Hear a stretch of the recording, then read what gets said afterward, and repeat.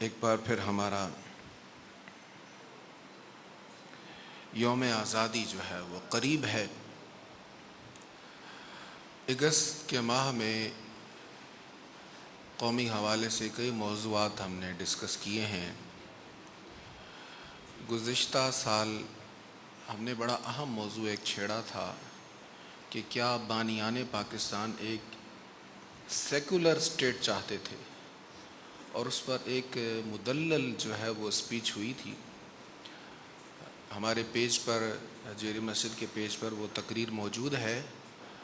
میں نے عرض کیا تھا کہ یہ ایسا ایک نظریاتی مواد ہے اور بڑی اہم گفتگو ہے، یہ ہمیں خود بھی یاد رکھنی چاہیے اور اپنے بچوں کو بھی یاد رکھوانی چاہیے، کیونکہ جب نظریاتی حدیں ٹوٹ جائیں تو پھر جغرافیائی حدیں جو ہیں وہ کوئی وقت نہیں رکھتی۔ آسان کر کے عرض کرتا ہوں، اگر ہم یہ سمجھ لیں کہ پاکستان بس ایسے ہی بنا لیا تھا، کوئی اسلامی فکر نہیں تھی، قائدین کے پاس کوئی یہ فلسفہ نہیں تھا کہ ہم اسلامی آئیڈیالوجی کی بنیاد پر ایک مملکت بنا رہے ہیں، اگر یہ تصور کر لیا جائے تو پھر یہ جو ہندوستان اور ہمارے درمیان ایک وسیع دیوار ہے، یہ باؤنڈری ہے، اس کی پھر کوئی حاجت نہیں رہ جاتی۔ اس لیے دو قومی نظریہ ہمیں یاد رکھنا بھی چاہیے اور اپنی نسلوں تک پہنچانا چاہیے۔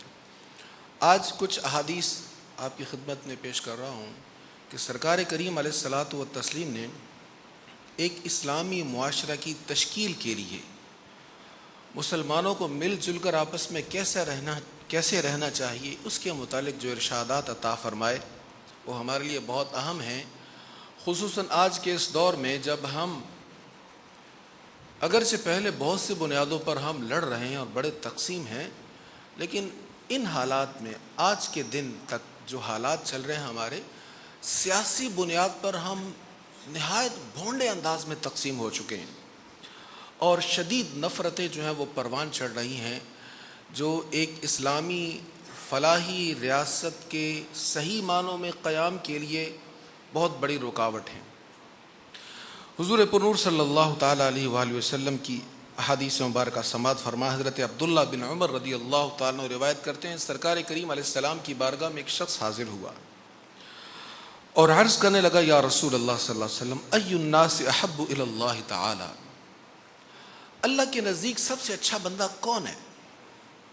وہ کون سا شخص ہے جو اللہ تعالیٰ کو اچھا لگتا ہے، اللہ کو پیارا لگتا ہے، اللہ کی بارگاہ میں برگزیدہ ہے؟ حضور علیہ السلام نے کتنا پیارا جواب ارشاد فرمایا احب الناس الی اللہ انفعہم للناس، اللہ کو وہی بندہ سب سے اچھا لگتا ہے جو لوگوں کے لیے بھلائی کے کام کرتا ہے، جو لوگوں کے لیے مفید ہے، جو لوگوں کے لیے اچھا ہے۔ پوچھا گیا، یا رسول اللہ ای الاعمال احب الی اللہ، کون سا عمل اللہ تعالیٰ کو سب سے زیادہ محبوب ہے؟ اب احادیث میں اللہ تعالیٰ ہمیں احادیث کا شغف اور ذوق عطا فرمائے، یہ سوال حضور علیہ السلام سے بارہا پوچھا گیا۔ سرکار کریم علیہ الصلاۃ والسلام نے مختلف مجالس اور حالات اور سوال کرنے والے کے اعتبار سے مختلف جوابات عطا فرمائے۔ اس سوال کے سوال کیا ہے؟ ای الاعمال احب الی اللہ، اللہ کے نزدیک بہترین عمل کون سا ہے؟ یا یہ سوال کیا گیا کہ اسلام میں بہترین عمل کون سا ہے؟ تو اس کے جوابات مختلف ہیں۔ یہاں حضور نے کیا جواب دیا؟ فرمایا احب الاعمال الی اللہ سرور تدخلہ علی مسلم، فرمایا سب سے پسندیدہ عمل اللہ کی بارگاہ میں یہ ہے کہ تم کسی مسلمان کے دل میں خوشی داخل کرو۔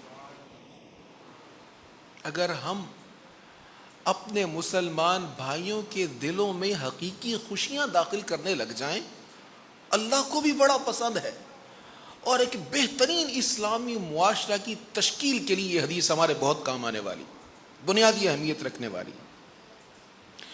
حضور پرنور صلی اللہ تعالیٰ علیہ وآلہ وسلم نے پھر اس کی وضاحت بھی فرمائی، فرمایا تم کسی مومن کا دکھ دور کر دو، فرمایا یا کسی کا قرض ادا کر دو، یا کسی کی بھوک دور کر دو۔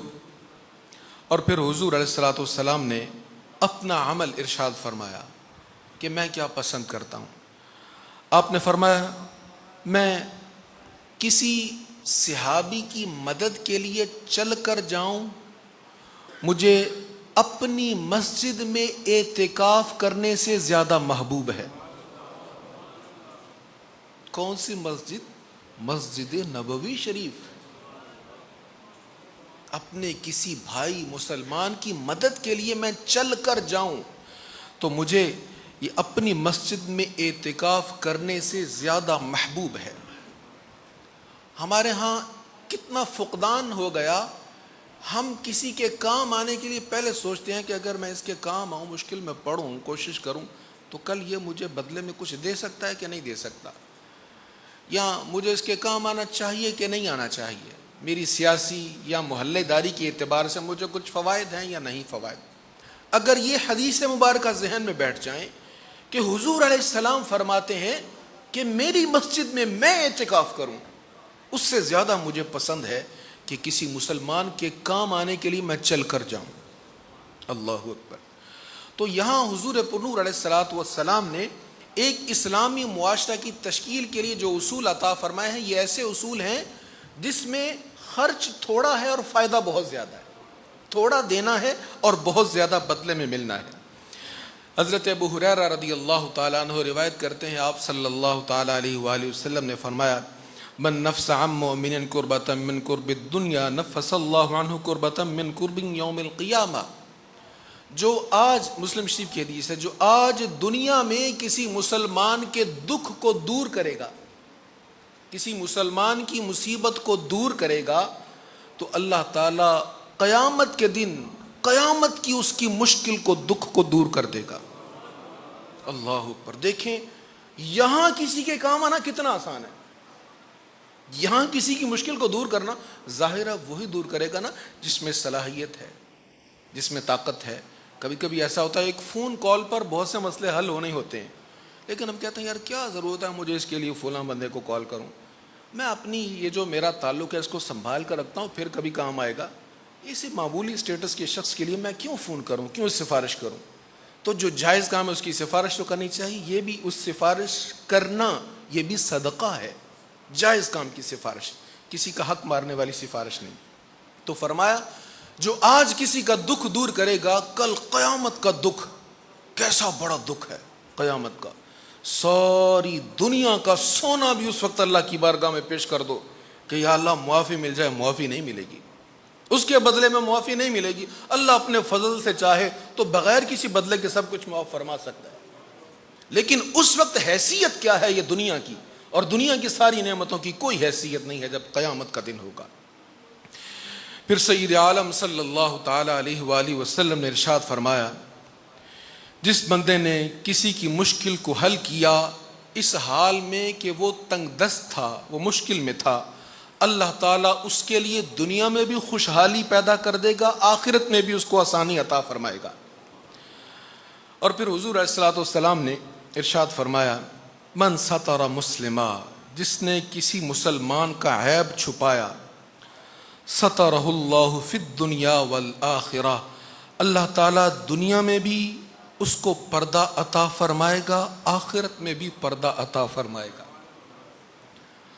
موقع مل جائے صحیح، ہمیں مخالف کی کوئی چیز سامنے آ جائے صحیح، بس پھر ہر ذریعہ یوز کریں گے، ہم پیسے دے کر رکھے ہوئے سوشل میڈیا کے ورکر کہ فلاں چیز ہمیں مل گئی ہے، اتنا کلو مل گیا ہے، اب اس پر ساری کہانی بنانا تمہارا کام ہے، تنخواہ تمہیں اسی بات کی ملے گی، بس مخالف کی عزت اڑاؤ، دھجیاں اڑاؤ عزت کی، کسی کی ماں بہن بیٹی کی کوئی عزت ہی نہیں رہی اس معاشرے میں۔ اور حضور علیہ السلام کیا فرما رہے ہیں؟ تم پردہ پوشی کرو، اللہ قیامت کے دن تمہاری پردہ پوشی کرے گا، جب سب کچھ کھل کر سامنے آ جائے گا، زبان خاموش ہوگی، اعضاء بول بول کر بتائیں گے مولا اس نے یہ کیا تھا، اللہ فرماتا میں پردہ پوشی کروں گا، تو میری رضا کی خاطر میرے بندے کی پردہ پوشی کرتا رہے۔ اللہ اکبر۔ حضور پنور صلی اللہ تعالی علیہ وآلہ وسلم کا ایک اور ارشاد سنیے، اسلامی معاشرہ کیسا ہونا چاہیے۔ فرمایا واللہ فی عون العبد ما کان العبد فی عون اخیہ، اللہ بندے کی مدد کرتا ہے جب تک بندہ اپنے بھائی کی مدد کرتا ہے۔ ایک مسلمان بھائی کی جب تک مدد کرتا رہتا ہے اللہ تعالیٰ اس کی مدد کرتا رہتا ہے۔ کس قدر ٹوٹ پھوٹ کا شکار ہیں ہم، رنگ کی بنیاد پر، نسل کی بنیاد پر، زبان کی بنیاد پر، پارٹی کی بنیاد پر، اور پارٹیوں میں بھی پھر گروپس بن گئے ان کی بنیاد پر، تقسیم در تقسیم۔ یہ اسلامی مزاج کے بالکل خلاف ہے، حضور علیہ السلام کی تعلیمات کے یکسر خلاف ہے۔ حضرت ابو موسیٰ اشعری رضی اللہ تعالیٰ عنہ کی روایت سنیے کہ حضور پرنور صلی اللہ تعالیٰ علیہ وآلہ وسلم نے فرمایا مومن کیسا ہوتا ہے؟ فرمایا المؤمن للمؤمن کالبنیان، مومن کے لیے ایسے ہے جیسے اینٹ ہوتی ہے، جیسے اینٹوں کا آپس میں تعلق ہوتا ہے، آپس میں رابطہ ہوتا ہے۔ دیوار ایک ہے، اینٹیں مختلف ہیں۔ اب جو اینٹ اچھی طرح پکی ہے وہ بھی لگی ہوئی ہے، اور جو اینٹ کمزور ہے وہ بھی لگی ہوئی ہے، جس کا رنگ خوب نکھرا ہے وہ بھی اسی دیوار میں ہے، اور جس کا رنگ صحیح نہیں وہ بھی اسی دیوار میں ہے، اور سب اینٹیں ایک دوسرے کے ساتھ جڑ کر دیوار کو طاقت دے رہی ہیں۔ سرکار کریم علیہ السلام نے کیسے پیارے نفسیاتی انداز میں اور خوبصورت مثال دے کر سمجھایا کہ مومن تو وہ ہے جو ایک دوسرے کا سہارا بنتا ہے، ایک دوسرے کی طاقت بنتا ہے، اور ایک دوسرے کا مددگار ہوتا ہے، ایک دوسرے کا بوجھ اٹھانے والا ہوتا ہے۔ نیچے والی اینٹ اوپر والے کا بوجھ بھی تو اٹھا رہی ہوتی ہے، آگے پیچھے والی اینٹیں ایک دوسرے کے ساتھ جڑی بھی تو ہوئی ہیں۔ یہ مسلمان ہے۔ اللہ اکبر۔ ایک مقام پر حضور پرنور صلی اللہ تعالیٰ علیہ وآلہ وسلم نے فرمایا، حضرت ابو ذر غفاری رضی اللہ تعالیٰ عنہ روایت کرتے ہیں کہ سرکار کریم علیہ الصلوۃ والتسلیم نے فرمایا ہر بندے پر ہر دن صدقہ کرنا لازم ہے، ہر بندے پر ہر دن صدقہ کرنا لازم ہے۔ اور آپ نے یہ بھی حدیث شاید سنی ہے اسی نشست میں، اسی سٹیج پر، کہ حضور علیہ السلام نے فرمایا تمہارے ہر جوڑ پر صدقہ کرنا لازم ہے۔ اب ہر جوڑ کے اعتبار سے اتنے زیادہ صدقہ غریب بندہ تو نہیں کر سکتا۔ یہی سوال حضرت ابو ذر غفاری نے عرض کیا، یا رسول اللہ لیس لنا اموال، میرے پاس مال نہیں ہے۔ آپ نے فرمایا کہ روزانہ صدقہ ہے؟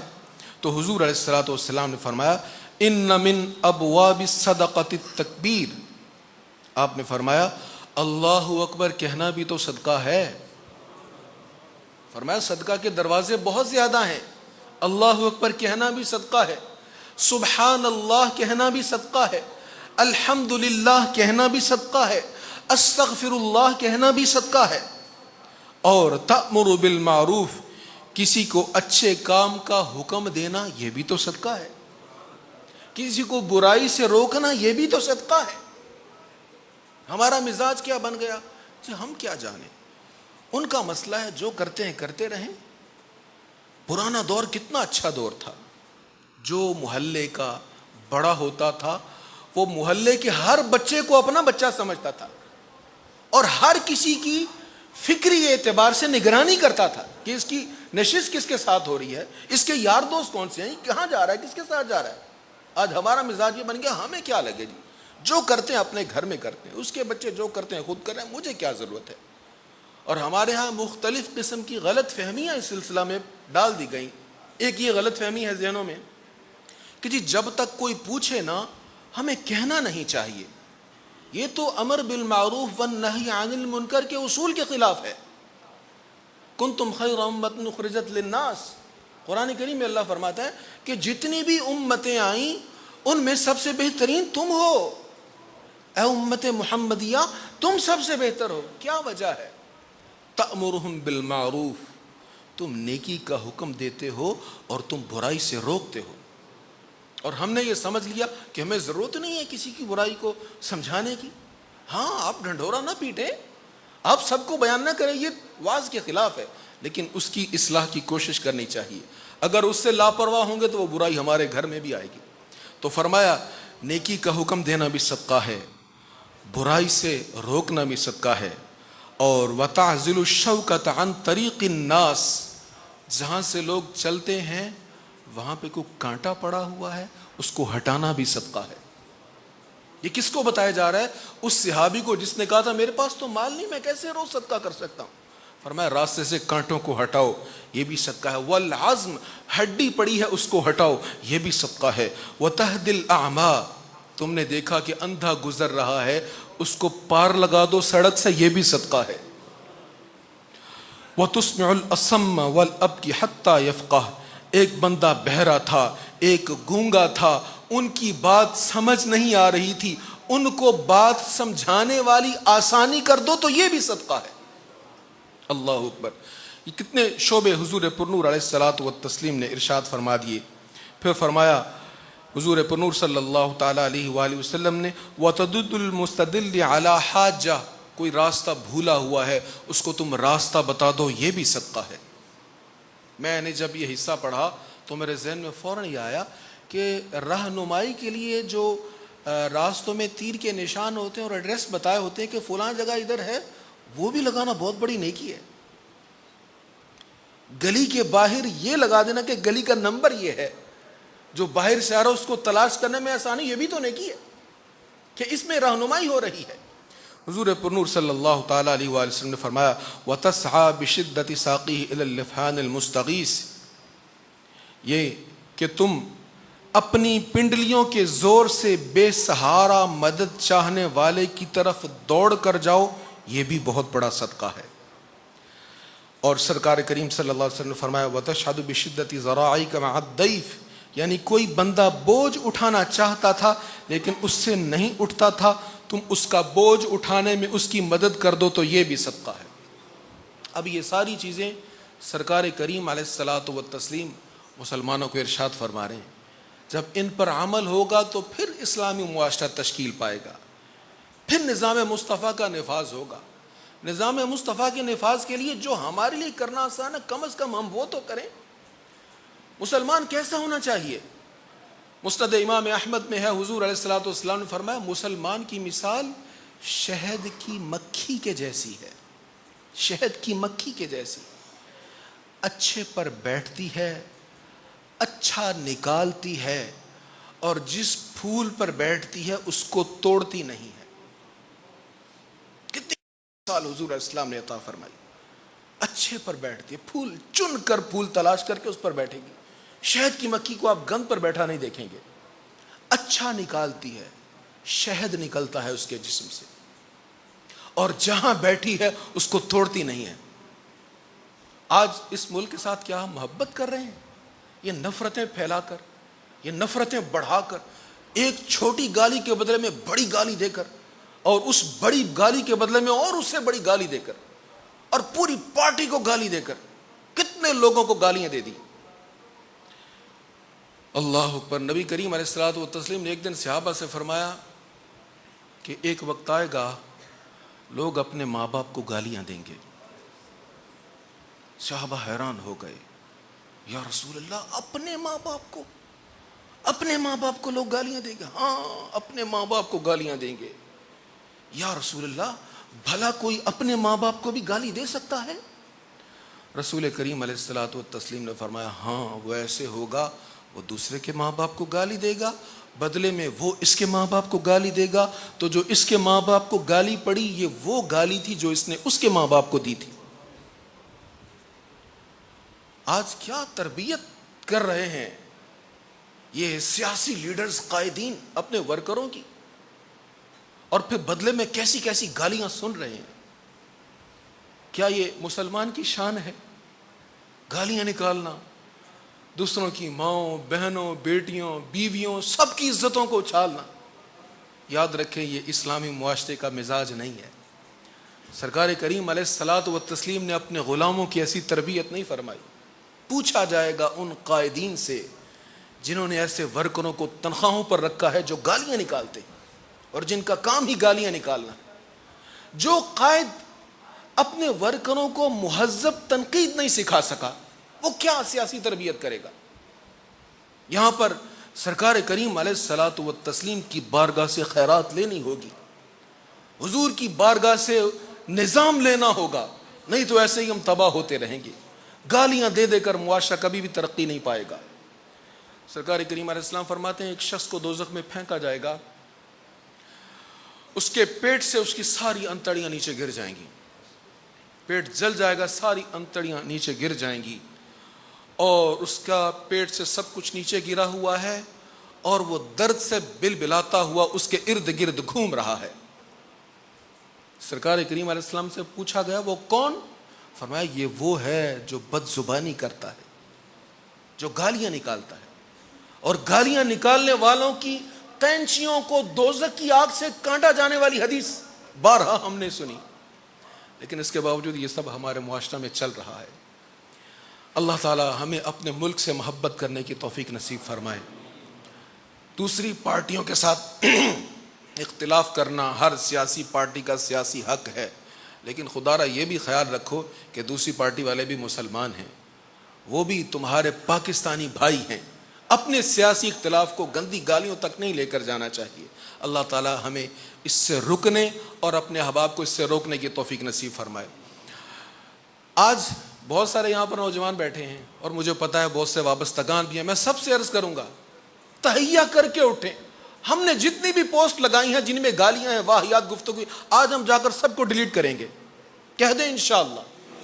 اور یہ صرف اپنے تک نہیں رکھیں گے، اپنے سب احباب تک رکھیں گے، سب احباب تک یہ پیغام پہنچائیں گے کہ ہم نے اگر پاکستان سے محبت کرنی ہے، اس ملک سے محبت کرنی ہے، سرکار کریم علیہ السلام سے محبت کرنی ہے، اور حضور کے نظام کے ساتھ محبت کرنی ہے، کم از کم ہم یہ تو کریں، اپنی گفتگو تو مہذب بنا لیں۔ اللہ تعالی ہمیں اچھا بولنے کی، اچھا لکھنے کی، اور اچھے پیغامات کو آگے پہنچانے کی توفیق نصیب فرمائے۔ وما علی الا البلاغ۔